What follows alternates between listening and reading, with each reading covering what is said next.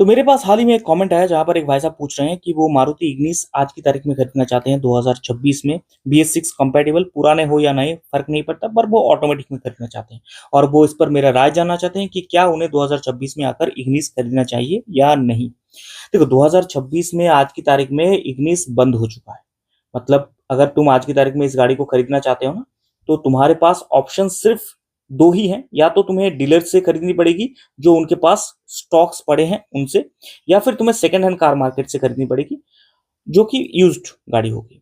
अब डीलर से अगर तुम खरीदोगे, गाड़ी तो नहीं होगी, पर तुम्हें अपनी पसंद की वेरिएंट्स ना भी मिल सकता है, क्योंकि जाहिर सी बात है उनके पास पुराने जो स्टॉक पड़े होंगे वो उन्हीं से दे सकते हैं, नए तो प्रोडक्शन हो नहीं रहे हैं। पर क्या इग्निस को लेना चाहिए? वेल, मेरे ख्याल से Ignis is one of the finest petrol गाड़ी।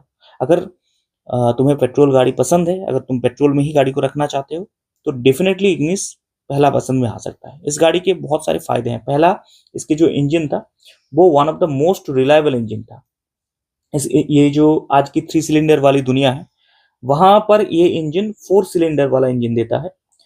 और साथ साथ 1200 सीसी का इंजन था।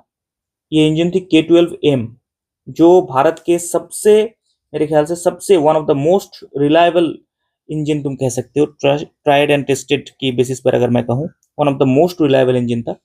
तो डेफिनेटली लॉन्ग रन में इस गाड़ी को लेकर फायदा ही फायदा है, स्पेशली अगर डेली रनिंग बहुत कम है। डेली रनिंग क्यों? क्योंकि ये गाड़ी सिर्फ और सिर्फ पेट्रोल में अवेलेबल है। कोई सीएनजी का ऑप्शन नहीं था और कोई डीजल भी अभी नहीं। डीजल पहले था, पर 2018 से डीजल डिसकंटिन्यूड हो चुकी है। तो सिर्फ और सिर्फ पेट्रोल में ही गाड़ी को खरीदनी पड़ेगी। इन सिंपल वर्ड्स, तुम्हारी जो डेली रनिंग है वो बहुत कम होगा।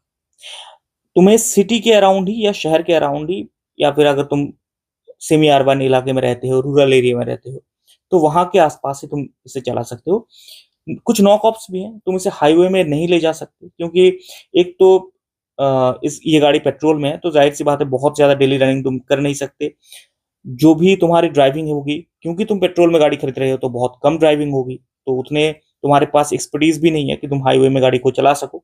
और तीसरा, इस गाड़ी में डुअल एयरबैग्स आती है, 6 नहीं। आज की तारीख में लगभग ऑल्टो भी 6 एयरबैग्स के साथ आता है, पर यह गाड़ी आती है डुअल एयरबैग्स के साथ।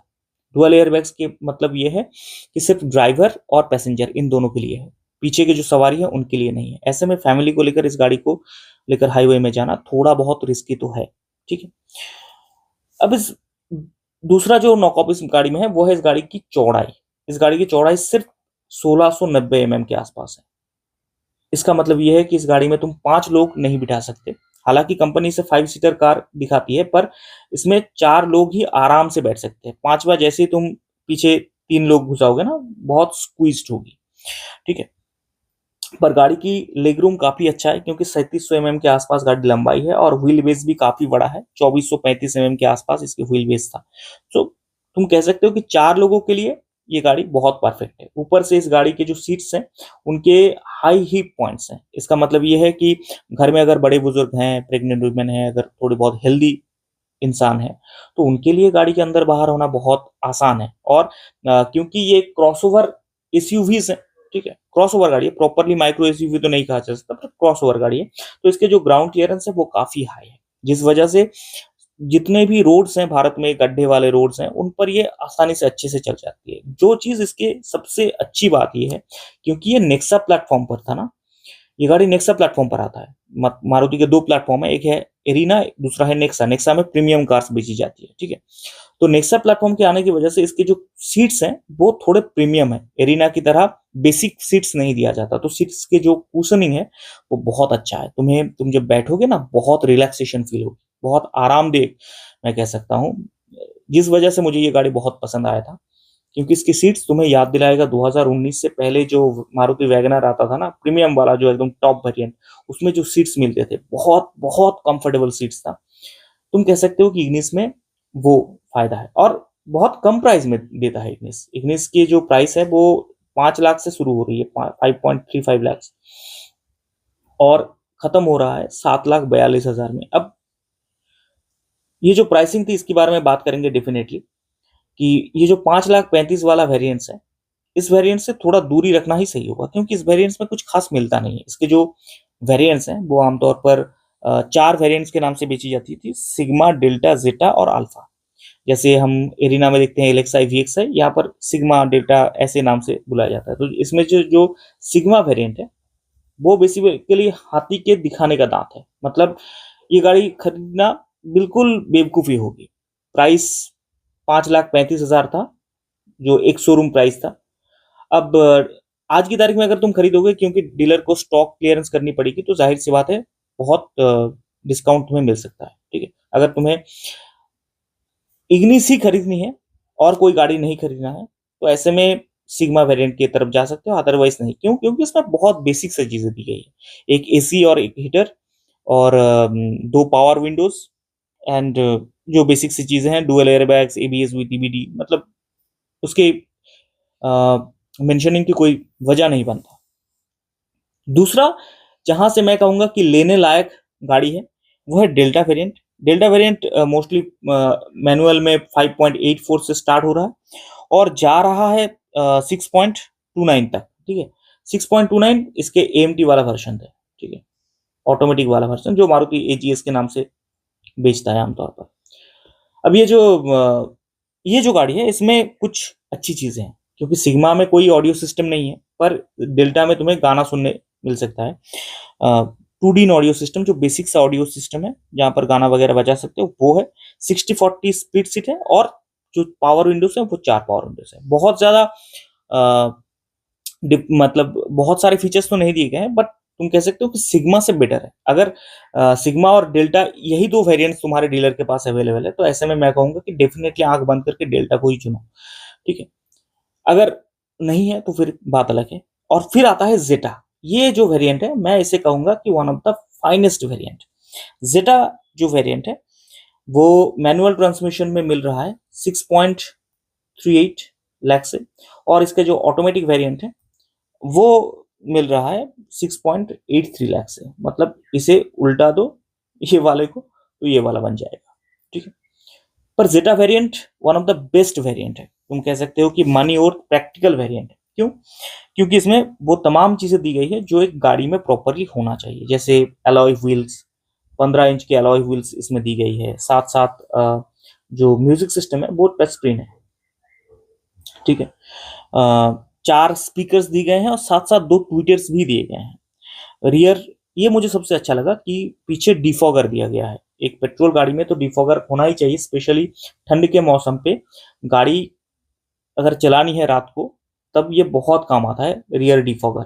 और मानसून के मौसम में, मतलब ये जो बारिश का भी मौसम चल रहा है, इस मौसम में जूझने के लिए भी एक रियर वाइपर और रियर वॉशर, ये दोनों दी गई है, तो बारिश में दिक्कत नहीं होगी। ठीक है, रियर वाइपर और रियर वॉशर दोनों दी गई है, जिस वजह से मुझे लगता है कि जेटा वेरिएंट्स मोस्ट वैल्यूएबल वेरिएंट है। अगर इग्निस पे जाना ही है तो डेफिनेटली जेटा पे जाओ।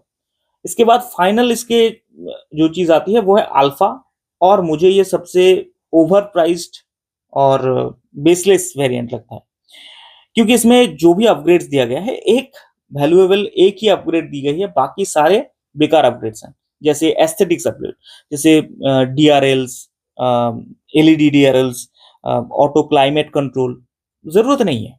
ठीक है, पर ठीक ठीक है, एक काम का एक ही चीज दी गई है, वो है हाइट एडजस्टमेंट ड्राइवर के सीट के लिए। ठीक है, वो इकलौता काम का चीज है। अदरवाइज बाकी के जो भी चीज दी गई है वो उतने भी काम की चीज नहीं है। तो ये वेरिएंट जो है ये मैनुअल ट्रांसमिशन में 6.97 के साथ आती है, और जो ऑटोमेटिक है वो 7,42,000, मतलब जो हाईएस्ट प्राइस है इस प्राइस रेंज में ये आता है, इसके एएमटी वर्जन। ठीक है, और ये वाला मैनुअल ट्रांसमिशन वर्जन। तो ये इसके टोटल वेरिएंट्स है। यहाँ पर जैसा कि मैंने बताया कि सबसे बेस्ट वैल्यू फॉर मनी होगी जेटा। अगर नहीं मिल रहा है तो ऐसे में डेल्टा लेना चाहिए। अल्फा मेरे ख्याल से अगेन इससे बेहतर गाड़ी मिल सकती है जो प्राइस में ये आ रहा है। कोई जरूरत नहीं पड़ता है आमतौर पर इग्निस पे। हाँ, अगर स्पेशली इग्निस पे ही जाना है, कोई और गाड़ी मुझे पसंद ही नहीं है, तो बात अलग है। Otherwise Zeta is the best. पर जैसा कि मैंने बताया कि कुछ चीजें ध्यान में रखनी पड़ेगी। एक और चीज मैं यहाँ पर इंक्लूड करना चाहूंगा कि अगर खरीदना है तो एएमटी वाले को ही प्रेफर करो, कभी भी मैनुअल ट्रांसमिशन में प्रेफर ना करो। क्यों क्यों मैं बताता हूँ।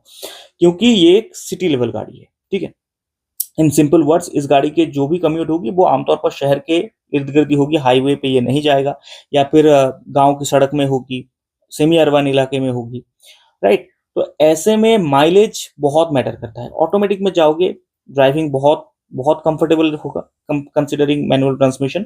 साथ साथ माइलेज जो है बहुत ज्यादा होगा, अराउंड तुम मान सकते हो कि 20 km। ये मारुति की सबसे बेस्ट चीज मुझे लगती है कि 4 सिलेंडर वाला एक इंजन जो 20 kmpl के आसपास आज भी E20 के मतलब पेट्रोल में दे रहा है। That's the beauty of AMT। इसीलिए मैं कहता हूँ आमतौर पर कि अगर पेट्रोल में जाना है आज की तारीख में तो ऑटोमेटिक को चुनना ही सही होगा, ठीक है। स्पेशली अगर शहर के इर्द गिर्द रहना है, अगर हाईवे में चलाना है तो डिफरेंट बात है, ठीक है। हाईवे में मैनुअल मेरे ख्याल से ज्यादा है, क्योंकि उसमें पावर ज्यादा मिलेगा।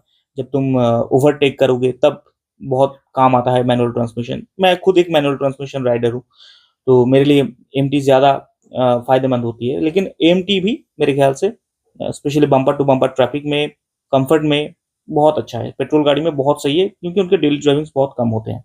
तो कुछ चीजें ध्यान रखो, हाईवे में मत जाओ। अगर गाड़ी खरीदना है तो डेफिनेटली गाड़ी खरीद सकते हो, ऑटोमेटिक को प्रायोरिटी दो। BS6 कंपेटिबल है। एक चीज हमेशा याद रखो कि इसके जो रीसेल वैल्यू है वो अभी भी बहुत ज्यादा है, स्पेशली इसके डिसकंटिन्यू होने के बाद। यहाँ के जो सेकंड हैंड डीलर्स हैं, मैंने उनसे बात की थी, उन्होंने मुझे साफ साफ कहा कि इस गाड़ी की डिमांड काफी ज्यादा है। तो अगर तुम खरीद रहे हो, आज से 5 साल बाद भी इस गाड़ी को बेचना चाहते हो, मेरे ख्याल से अच्छा खासा रीसेल वैल्यू तुम्हें मिल सकती है। तो अगर तुम्हें मेरे काम पसंद आ रहे हैं तो डेफिनेटली चैनल को सब्सक्राइब करो, और भी बहुत सारे वीडियोस हैं उन्हें चेकआउट कर सकते हो। साथ ही साथ अगर तुम चाहते हो कि मैं तुम्हारी कोई क्वेरीज की जवाब दूं, जैसे तुम अगर कोई गाड़ी खरीदना चाहते हो, तुम चाहते हो कि मैं उस मुद्दे पर तुम्हें कोई गाइडेंस दूं, कोई सलाह दूं, तो डेफिनेटली कमेंट सेक्शन पे बता सकते हो। वीडियोस को शेयर करो उनके साथ जिन्हें एक्चुअली गाड़ी खरीदना है और उनके लिए फायदेमंद हो सकता है उनके लिए। Thank you for watching. मिलते हैं अगले वीडियो पर।